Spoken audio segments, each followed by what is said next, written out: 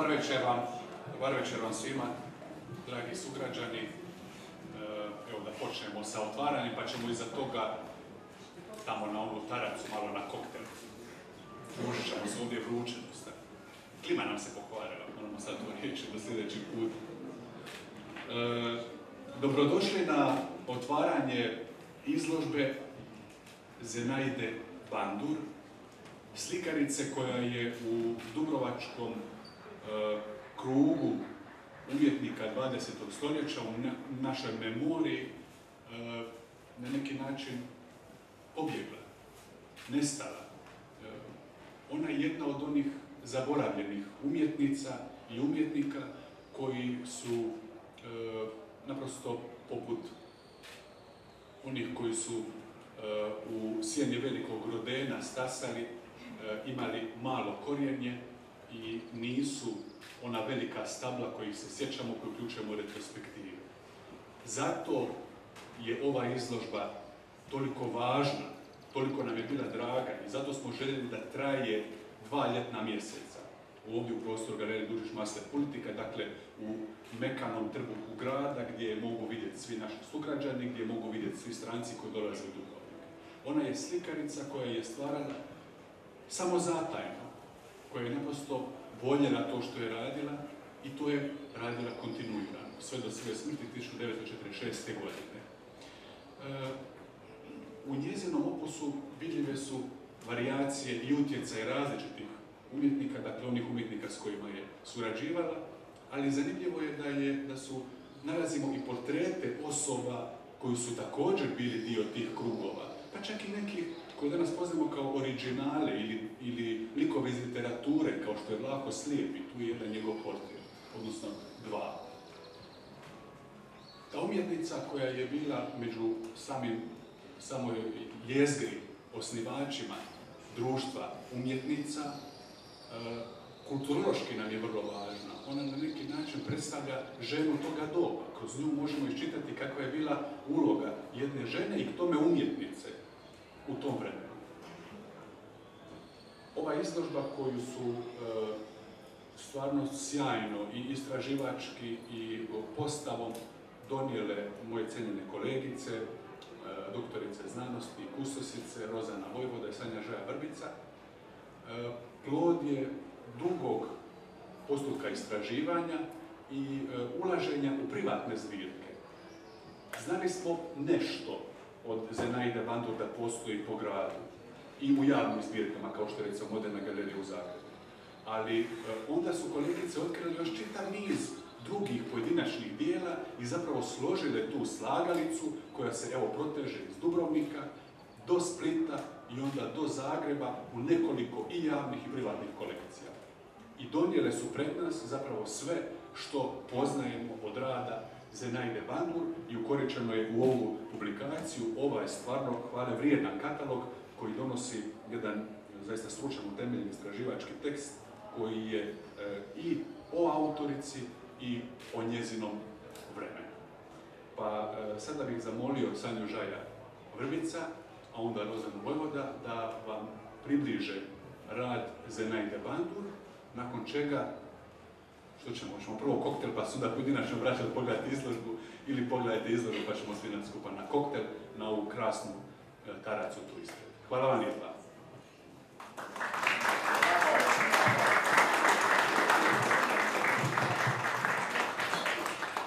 Dobar večer svima, drago mi je da vas zaista ima ovako puno na ovakvoj izložbi koja je u stvari prva samostalna izložba dubrovačke autorica koja je dosta izlagala, ali niti jednom za svog života nije organizirala samostalne izložbe, tako da evo ovo u stvari prva samostalna izložba Zenaide Bandur.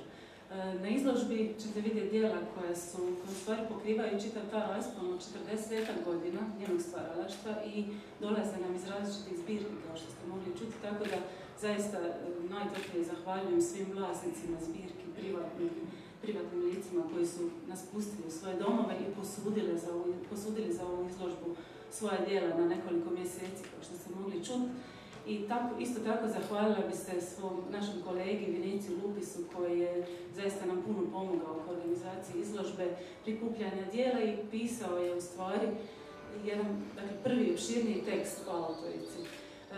Do sada ona u stvari u našoj literaturi bila tek sporadično poznata, no poznavanje o njoj u stvari je pokrenula isto tako umjetnička galerija Dubrovnik izložbom 100 godina moderne umjetnosti i kolegica Lucija Aleksić je u stvari prva pisala o autorici, tako da smo zahvalni i njoj na tim početcima. Mi smo nastavili rad i nadamo se da će buduća djela pokazati još toga.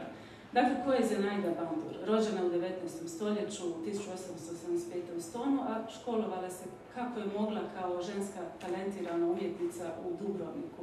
Kod isto tako amaterske slikarice Domenike ili Dome Supor, koja je tu i tamo bila učenica Vlaha Bukovca i Medovića. Isto tako će Zenaida Bandur u jednom intervjuu iz 1918. godine reći da su tek povremeno njena djela pogledavali Bukovac i Medović. Udala se 1905. i obično je to kod žena umjetnica talentiranih na početku 20. stoljeća značilo i opraštanje sa slikarskom karijerom, no kod nje to nije bilo tako, ona ustrajala. Dalje, 1910. i 19. ona je već u Splitu kao učenica Emanuela Vidovića u obrtnoj školi. I tu u stvari je od Emanuela Vidovića upija značajne karakteristike njegova djela koje ćemo i dalje vidjeti da su se razvijale.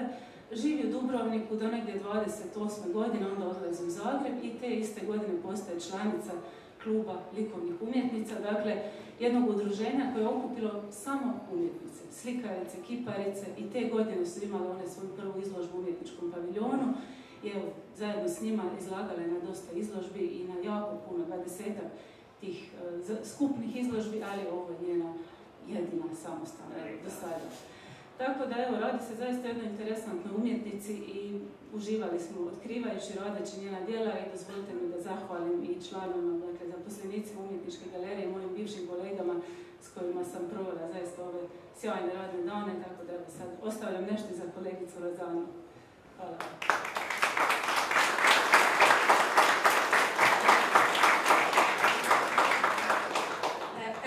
Također pozdravila i hvala vam što ste došli i makar su i Marijan i Sanja spomenuli vlasnike, ja moram ipak naglasiti znači da smo ovu izložbu počeli sa 3 dijela, znači 3 dijela koja se čuvaju u Fundusu umjetničke galerije Dubrovnik i nije da je izložba bogatija zahvaljujući vlasnicima, privatnim koji su nam posudili i koji su imali razumijevanje za ovaj projekt, nego izložba uopće ne bi ni bilo, znači uistinu smo im zahvalni.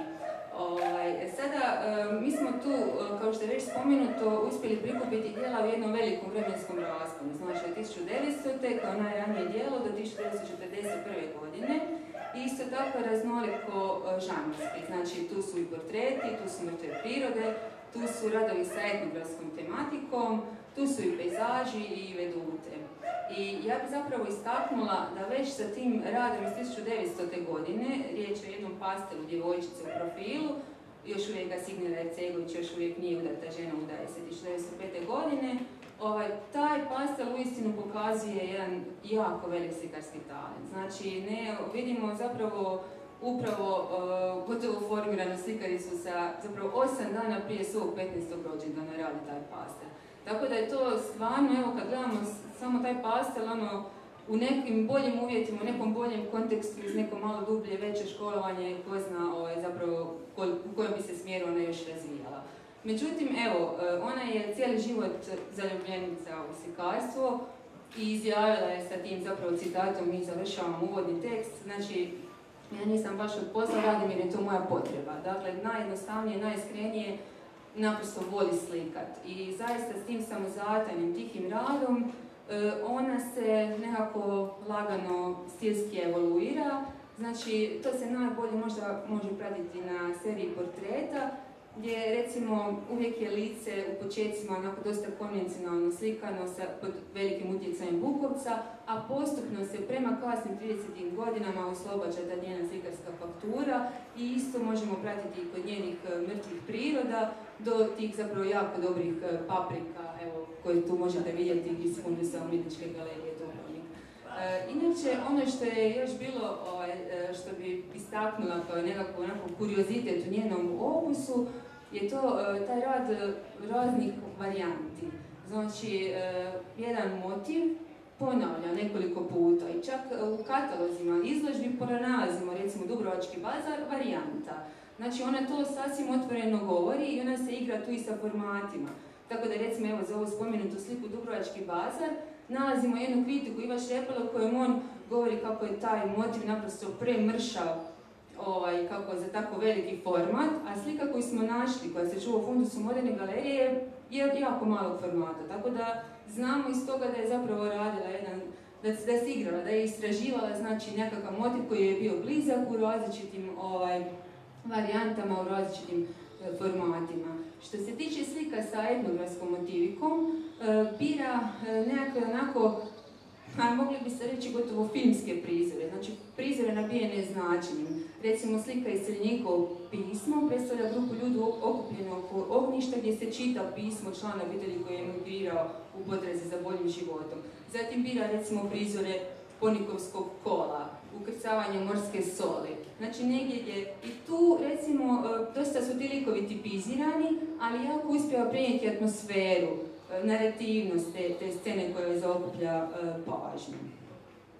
I evo, ja mislim da kad bi nekako trebali onako sumarno nešto najjednostavnije reći, mislim da je riječ o jednoj vrsti intimizma, da je tako nekako najlakše možemo karakterizirati, o jednom samozatajnom slikarstvu koje je ipak nepravedno zanemareno i mislim da je nekako ova izložba jedan prvi korak da se zaista počne promatrati Zinaida Bandori kao jedna zapravo slikarica koja je ne samo cijeli život slikala, nego je bila uključena onako živo u tokove svog vremena, znači u živoj izlagačkoj djelatnosti sa klubom likovnih umjetnica. Zatim, evo vidjet ćete tu, imamo i primjer kad je radila kopije freske iz crkve Svetog Mihajla Fred Romaničke u Stonu. Znači, točno kad je bilo istraživanje koje je vodio povjesničar umjetnosti Ljubov Karaman, ona radi kopiju.